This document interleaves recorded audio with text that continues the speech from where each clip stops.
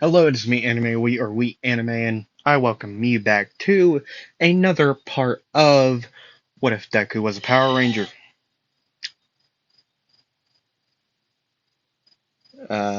Things happen in this episode. It's the forest training camp. That's what is called. If you've seen yesterday's video, I couldn't remember what in the world it is called. Uh,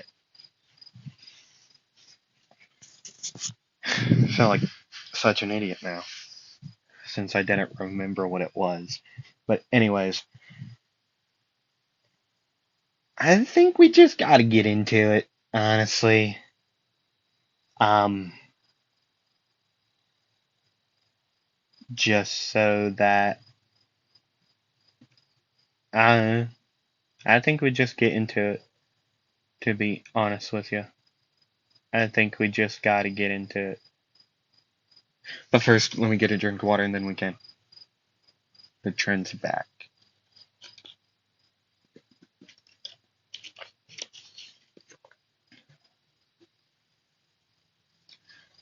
Okay, we can start. So, last time final exams, Midoriya had a 3v1. As if you all remember, he had a 3v1 against the Big Three, the strongest students in UA. Well, the strongest, uh,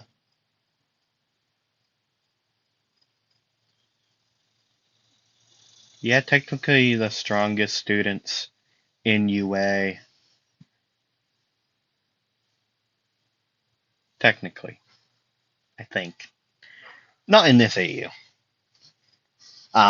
In canon, very much so. In this AU, they are not. Um, I mean, they are like the strongest, but with Midori being there, they're not really the strongest. So, he last time, it's been a couple weeks. No, it's probably been like a couple days to be exact. Right, a couple days, since the 3v1. And they are going, well, Class 1A and Class 1B are going to the Forest Training Camp. Right? And, well, we all know what happens. They get stopped. Well, they stop. They see 1B's uh,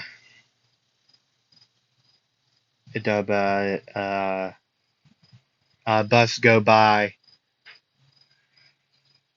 and now they're starting to get worried. Well, Midori isn't. He's never really worried.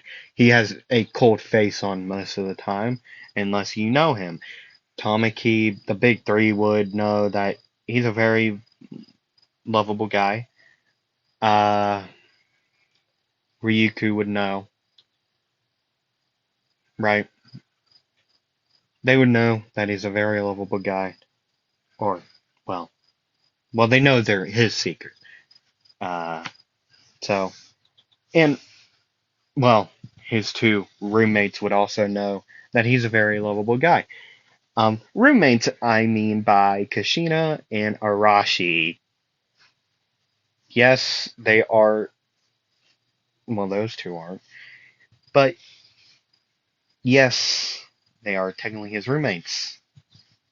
Also, like, I don't know, technically, like, lover lovers for two of them, and best friends. Well, actually, they're all probably pretty good, very much best friends. Uh, so yeah, I think we just get into the fact that Midori just jumps off the ledge, like before anything happens, before the wild pussycats get out or anything. He just jumps off. He says, he would say, Well, I see the pattern here. You stopped us here to do something to us, and I'm not gonna let that happen. I'm gonna run right now. And he would just turn around, jump over the railing, and just begin to fall. Like in Assassin's Creed, he just goes and aims for the bushes, which he would land in bushes, but not the bushes he would want to be landing in. These would be, well, if you ever picked raspberries or any type of berry that isn't, well, any type of berry really, or been out in the woods before, there's briars everywhere over these bushes. And I mean everywhere. Right. I mean, I'm telling the truth here. I mean everywhere. The bushes are everywhere. But anyways, so they would start. Well, Midori would start just running through, just saying screw everyone. Actually, probably not. He'd probably summon his Drago saber. I think that's what it called, or Drago sword. Yeah, Drago sword. He would summon the Drago sword. He would see all these mud monsters, and he would say, "Well, I might as well take him out. Some out. I mean, I'm not gonna let all of them have the fun. I don't have to just run past all of them. So let's go, big guys." And Midori right now is wearing the school uniform because that was what they were told to wear at first. But yet, he would also have his regular clothes also, right?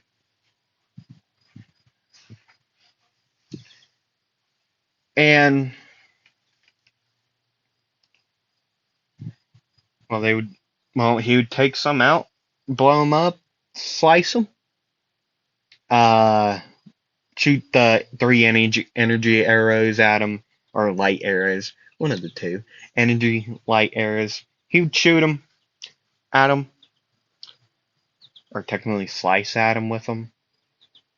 You all know what I mean. And he would take some out. He'd probably take out around 30. Uh, and I'd say there would be quite a few. He would be way farther ahead than the other Class 1A members. So he would actually, by the time uh, the Class 1A students, the others, would actually start attacking the, no, like by the time they would get around 20 out of everyone would have like, the other students would take out 20. By the time that Midori would be at 30. And then 40 when they got to like 35. And then 50 when they got to like 45, and so on and so forth. He would still be ahead by like 30 minutes. They could hear the explosions from other mud monsters or whatever in the distance. But they would just chalk it up to, well, that's Midoriya, duh. Which it is. It is Midoriya, nobody else. Uh, so Midoriya would make it there around 5:45, right? While the others would take another 15 minutes to get there at 6 o'clock or 6-ish. Probably around like 6:15. I know that's like 30. That's 30 minutes exactly. It would take him around 30 minutes to get there, right? And Aizawa would be there. The Wild Wild Pussycats would also be there. Uh, and to Midoriya's surprise, and to, well, the 1A surprise, the big three would be there. And the more to the surprise of Midoriya, um, well, and I'll suit it out. Midoriya would be getting there. He would be seeing it. He'd be all scathed. He'd be sweating a lot. He'd be messed up, cuts and all, because some of the monsters got him and knocked him into trees, and plus the briar bushes. So he'd be running through, panting, and he would get to the edge of the forest. Well, he would get into the field where the actual building is, and with all the tables and all that, right? And who he would see the Wild Wild Pussycats, Aizawa, Vlad. No, Vlad King would probably be messing with 1B right now. And plus, unless he was there, I don't exactly remember if he was or not. But anyways, then he would see the big three, which he would think, why are they there?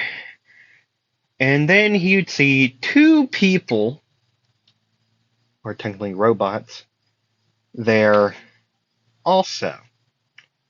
And he would jaw drop, eyes, his jaw would drop, wide eyes, like, huh? And he would say, what are you two doing here? Well, like, hands on his knees. It's like that Megan Thee Stallion song. Hands on my knees. Da, da, da, da, da, da. I don't remember how it goes. Hands on my knees and shaking my I don't know. It's something along the lines of that. Hands on my knees and something on my thought shit or something. You all know what I mean. And he'd be staring at the ground, panting, and well, those two would walk up to him and say, well, Arashi would start. So, any reason why you took so long? What do you mean? Oh, what time? Well, it's actually darker than I thought it was. I'm so confused. Why are you two here? And Arashi would say, oh, uh, your Tamaki invited us. And like you would do. And Midori would say, because they don't know about you two. That you all two were. Did you explain this to Aizawa? And alright, well, Tamaki would say, I explained it to him. I explained a little bit of everything since she knows that, well, who you are. And all of this would be said while other 1A students weren't there. Okay? They weren't there.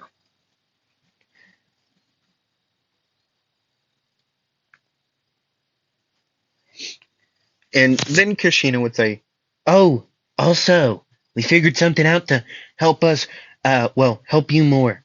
So we can actually follow you around. And Midori would say, oh gosh, oh gosh, what is it? Oh, why are you small? And what would be seen here is, if you remember back to episode, part 1, where Midoriya first stumbled upon in there and first watched the video of his ancestor talking and what he was saying, and he would hold up a very small Quetzal, a very small Quetzal, and a little bit bigger of a Stego. Well, he never actually held up a Stego. He just showed a picture or a like a screen. Like, that's the one part of the video I did not share, so I didn't want to spoil the whole entire Stego thing. But yeah, he would show. uh, She would turn into the small version of, well, her massive Quetzal Zord form thing, right? And Arashi would turn into a very, about the same size, a little bit bigger of a Stegosaurus. A Stego, right? And Midori would say, "You two were a lot bigger when I first found you two, like this." And Arashi would retransform into his human form, right? And he would say, "Well, because we were working on this while you were gone. We could always change your sizes in forms once we got older. See, we were always able to do this, but while we weren't fully asleep before you came by and woke us up. So now we're here. We can do this now. Well, we could always do this, but now we can actually change our sizes. And I'm sorry for well, this."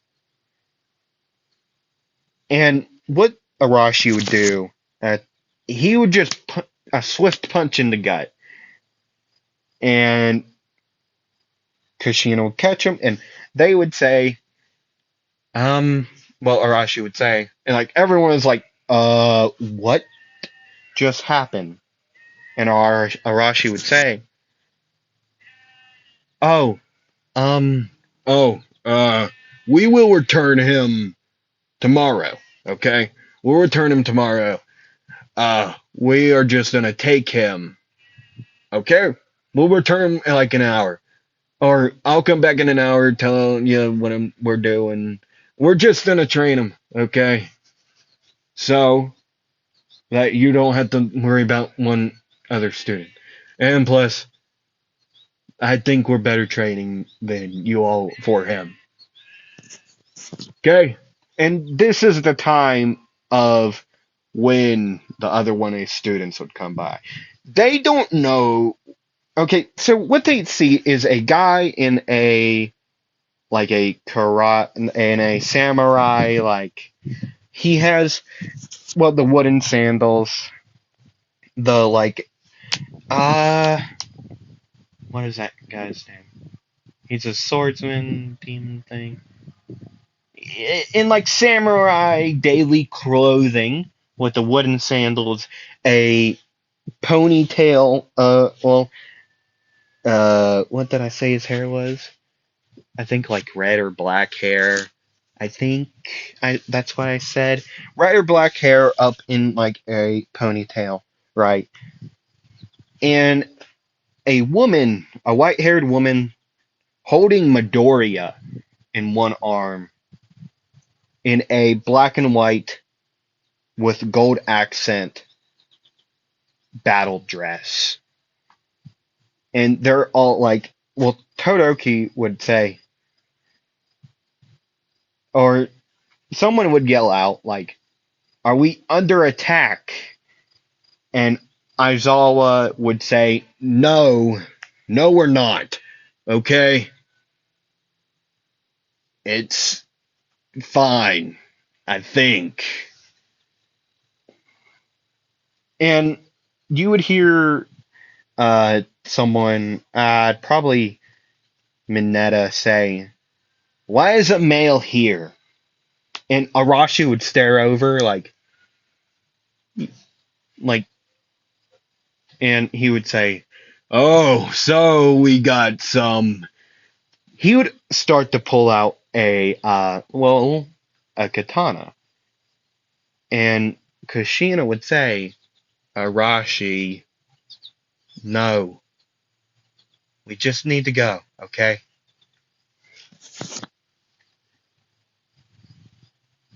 And Aizawa, well, actually, Tamaki would throw. Arashi Midoriya's bag. And Tomiku would say, "Oh, Arashi, here, catch." And Arashi would say, what is this?" And Tomiku would say, "Oh, that's Midoriya's bag full of his regular clothes, so he can change out of that damaged stuff." And then Kushina would say she would look at Aizawa and she would say, "Um, what happened to him? If you wouldn't mind me asking," with like a crazy look in her eye and like a big wide smile. And Aizawa would get like a little creeped out by this, and he would well, I she would say Aizawa would say he jumped off a ledge into bushes, um, briar bushes to be exact. And then he had to run through that. And there was like a bunch of monsters. Well, kind of like that one. And he would look over to the woods, and everyone behind him would be like, well, all the students would be like, when, when was that? What? When? Where? And then Kushina would say, "Arashi, show him what you can do."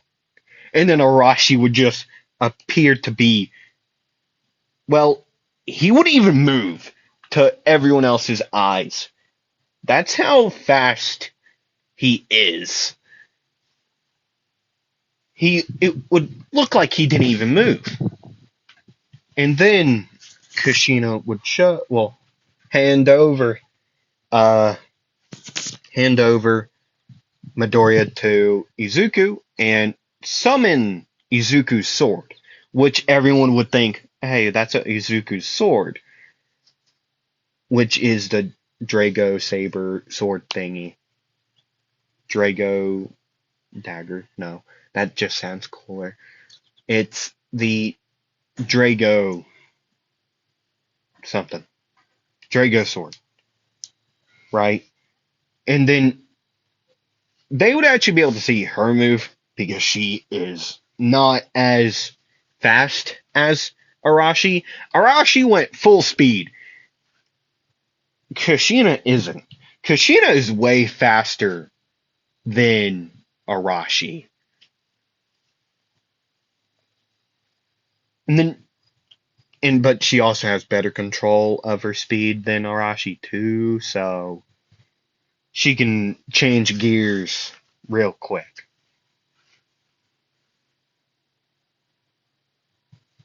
So then this whatever it is, would be like they all thought she was gonna use a sword, but that's her conductor for her quirk. I mean, technically quirk. I'm putting quotations up in the air because it's technically not a quirk. It's technically, well, actually like part of her. So yeah, if that makes sense. So she just kicks the thing. She just kicks it. Like it just flies off like into pieces. Like everyone just sees her like kick it in the chest and then fly backwards. And then once she's midair, she fires the arrow, just one arrow, just about the size, well, an arrow. Like imagine like an arrow, right? But like about the size of like a sword. You know what I'm saying? Like an arrow longer than like as long as a katana, right? But as wide as like a water bottle. Imagine that. Just imagine it, and that's what you get. And then boom, that arrow would just destroy the thing and well go straight to its sternum. It just goes straight to the torso, and then it would just fall down in cubes.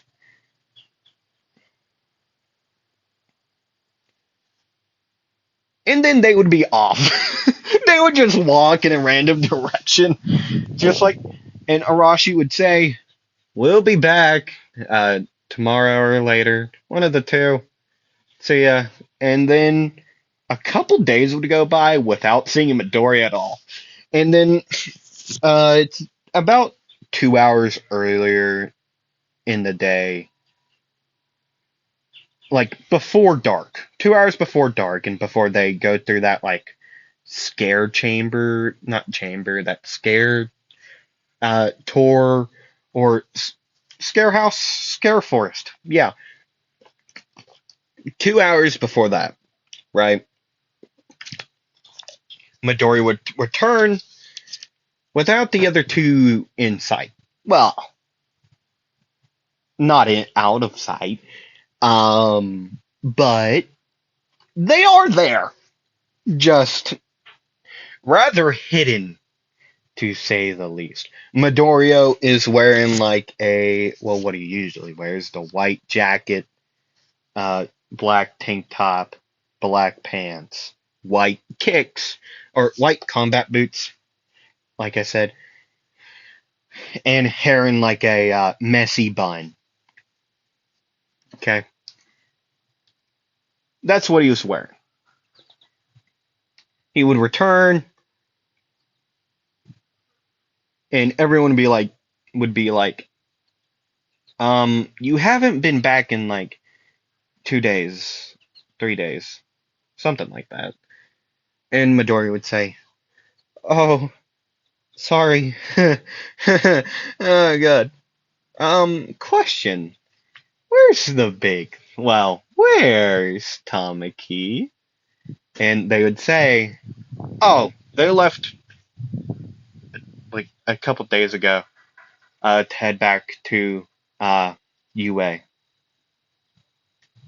And you could still clearly hear, they could still clearly hear uh Midoriya say this, but Midori would say, "Damn it," and just walk off. Like, I mean, they would all be cooking food, and Todoroki would say, "Oh, Midoriya, wait, food's about to be done, okay?" And then there's something going on. I don't know what though. It's something.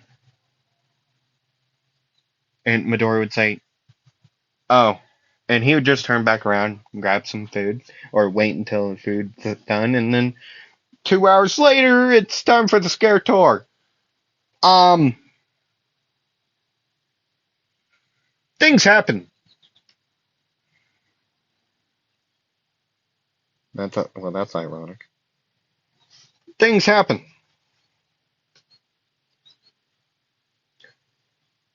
Crazy things would happen, to say the least.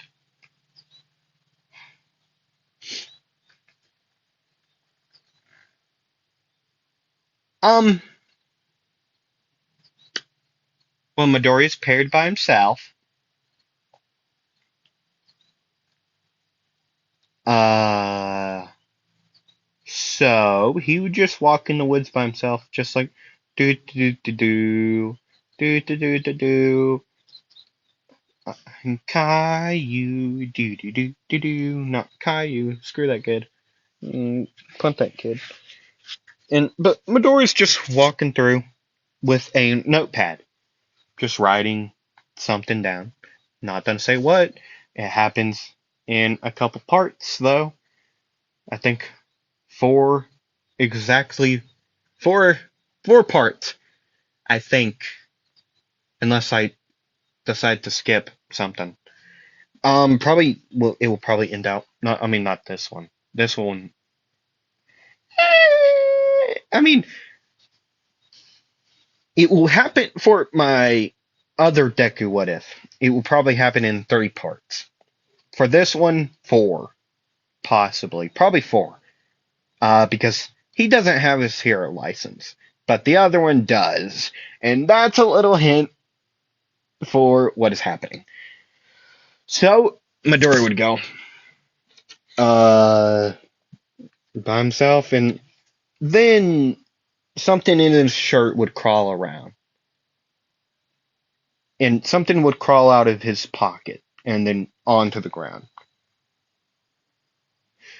which is Kushina and Arashi,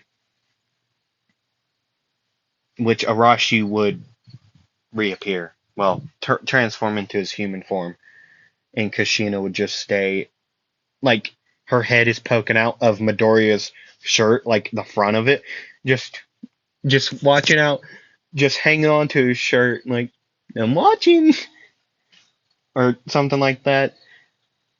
And then, well, they would start talking, and Kushina, well, they would both have a questioning look on their face, like, what you got there? And Arashi would cave and actually say it, and Midori would say, "Oh, uh, Tamaki was talking about some school festival happening down the road in like a couple months. I think. I think it's a couple months. Uh, and she was talking about it, and I thought, hey, I can do stuff. So, well, I'm doing stuff. And well, this is a song. Oh no. I mean, you all probably hear me sing in the shower, especially this one. And he would look down at Kushina, and Kushina would stare back up and stick her tongue out like. But yeah, it's. I mean, might as well. It's a hobby I picked up during, well, all these years. But hey, might as well.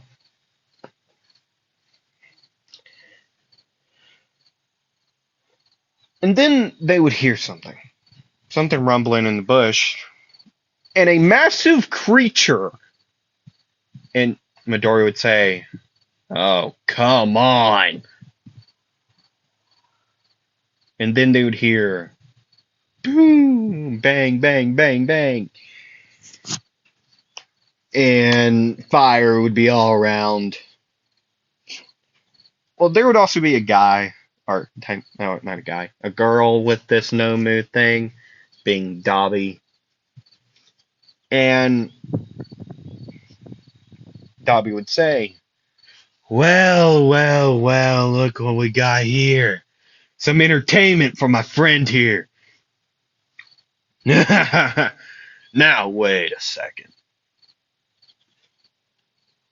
Don't I know you from somewhere? And then Kushina would hop out of the shirt and transform into, well, her human form.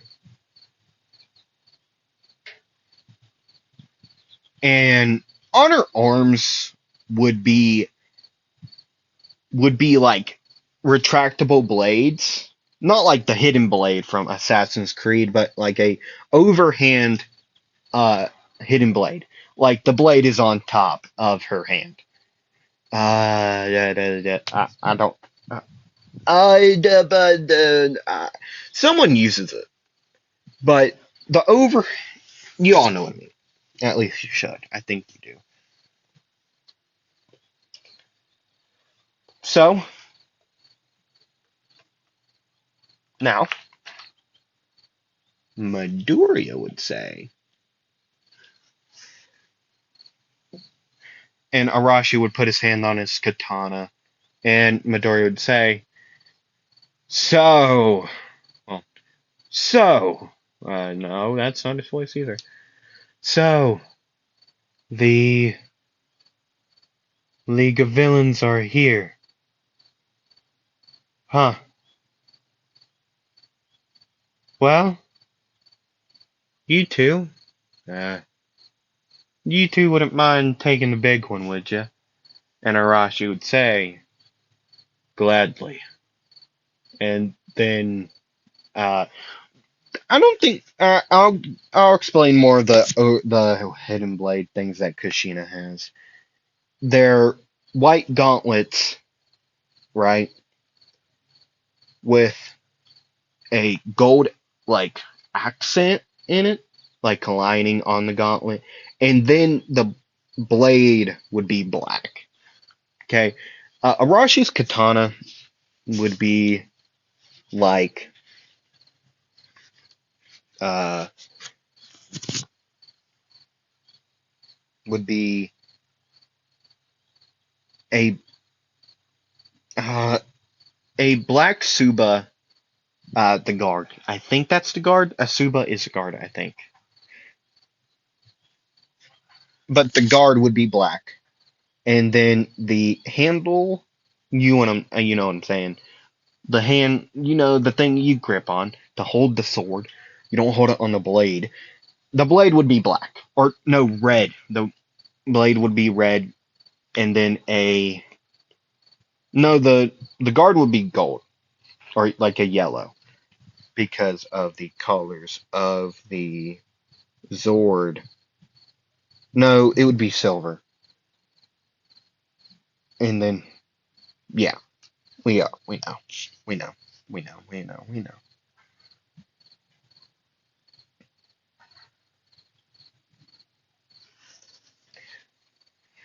So, well, I mean Midori would morph. He would hold up his arm, he would pull up his sleeve, and then is that the white one? Yeah. White Dino Thunder. White Dino Ranger Power. I think. Yeah. White Ranger Dino Power. I mean, technically, here Ranger isn't a real thing in this. Uh,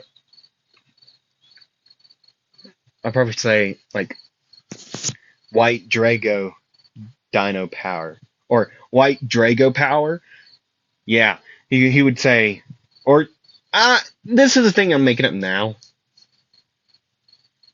Even though he did grow up on like these superhero movies, he'd probably I don't know White Drago Power, and then he would morph.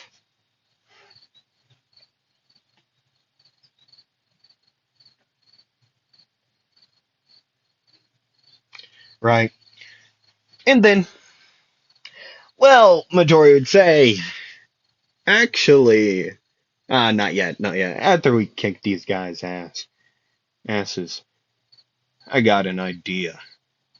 And Kushina would get like a ooh. So those two would charge the Nomu. It wouldn't end out good for him. Midoriya would well not summon the weapon because of Kushina's weapons. He still doesn't get the whole entire thing. I think well it's different weapons. It has different forms for each user, but sometimes Kushina just likes a sword because like Midori uses this. Let's go.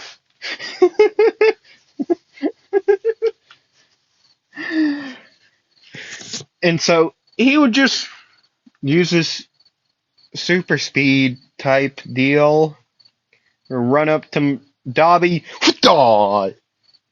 punch in the stomach, just mollywopping this dude, making him go flying. Right, and these two are already done with the Nomu. Or like, just like they're just playing around with it at this point. And so Dobby would get back up, and Midori would say, "You made a mistake by getting back up. I would have just left you lay there. I would have let you escape. But yet, no, you decided to get up again." And so he would do it again, sending him back flying more into more trees. Well, this time it would actually hit a tree. And then he would finally thump down, like, he said he would let me go. So I'm just gonna stay here. Screw the Nomu. Screw the stupid thing.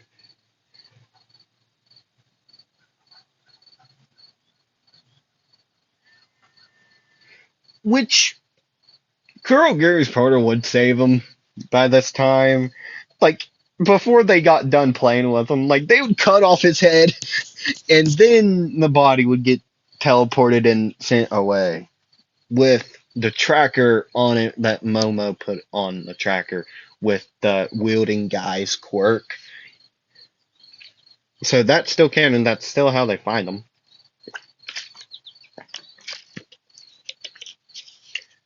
So, let's do this! Yeah. And then, well, they'd start just walking around. Wait, no. I forgot. This is my entire plan. So, Midori would say, "Hey, Kushina, let's. You want to fly?" And Kushina would get like such the happiest face. Like, yeah, let's go. Fully transforms the, well, fully transforms like at their original sizes, at her original size.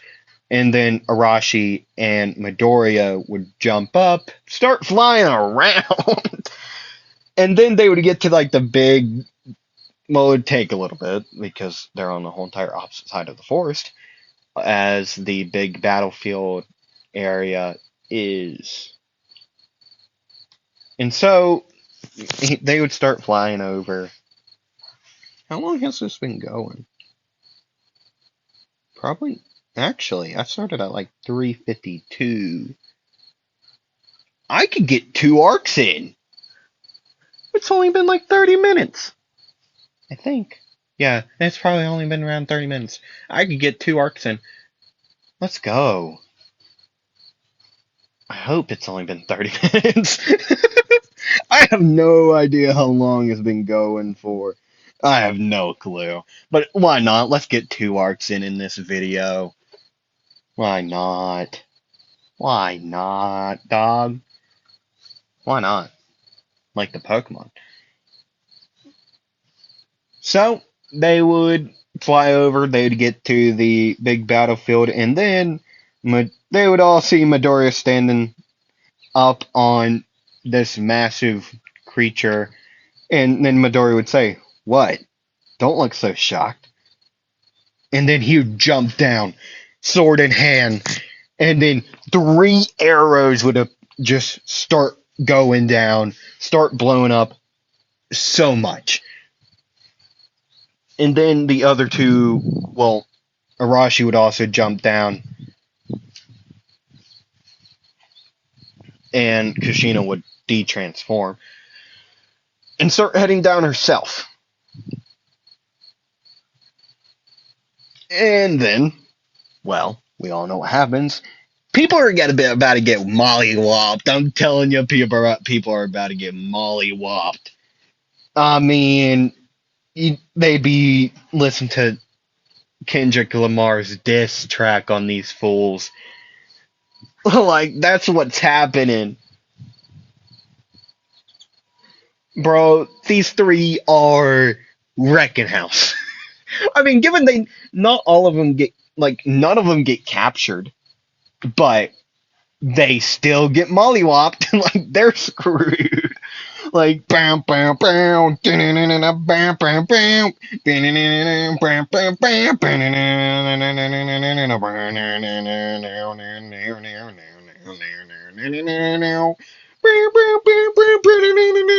just imagine the quickest, the hardest fight you would ever see right now. I mean, still, they're not going all out, but still, no.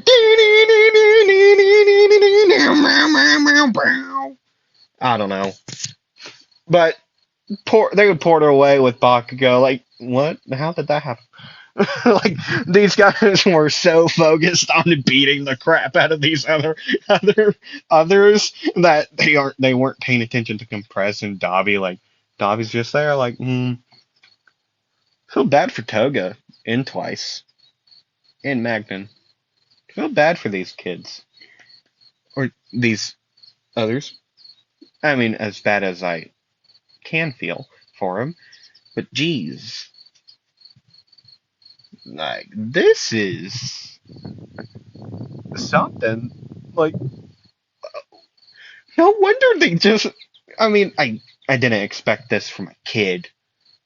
This kid's younger than me, I think. Yeah, definitely younger than me. And less developed than me. What? I'm not looking.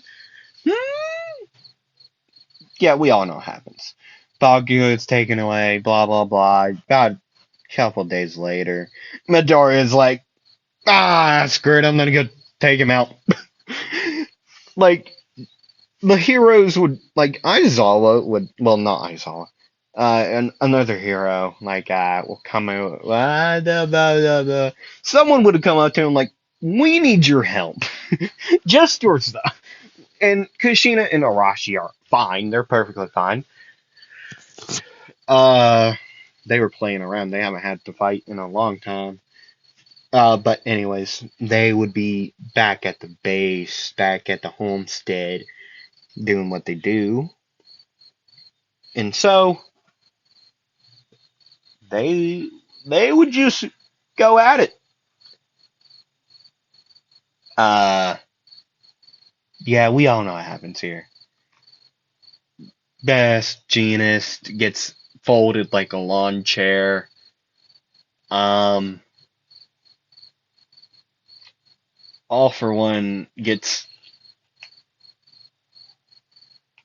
well, beat the crap out of by All Might. Uh,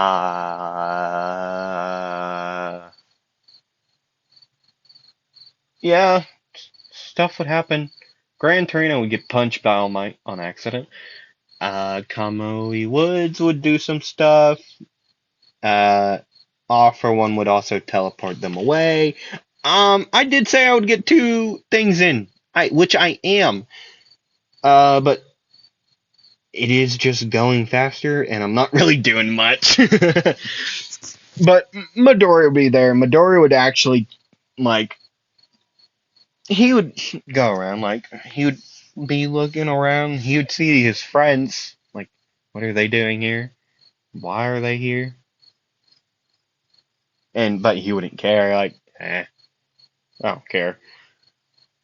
But yet he would help where he could, getting people out of the debris, uh, fighting against All for One for a little bit while All Might uh, is hurt a little bit. So he would actually be able to fight ish. He would just chuck arrows. That's all he would do, like from far distances. Like, bro, you can't catch me. He would just run around and start firing arrows at All for One. That's all he would be able to do, though. That's all he was allowed to do, which he does listen, unlike others. But he does listen quite well to heroes above him. But yeah, All for One be defeated, sent to Tartarus. Tartarus? That's the underworld prison in Greek mythology. Actually, I think there's like Tartarus everywhere.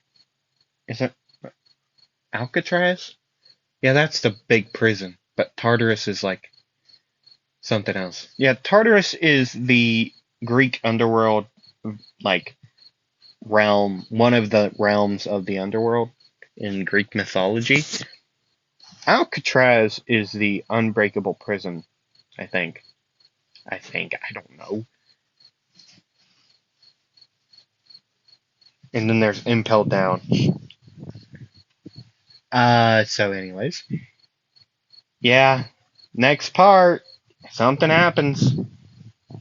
I'm gonna go think of new techniques for my other What If. That is happening this Friday. I recommend you go watch it. Uh, Great fun time over there. Well, other what if. Still same channel. That's a big bug. Bye. I hope to see you all again at the next one. See ya.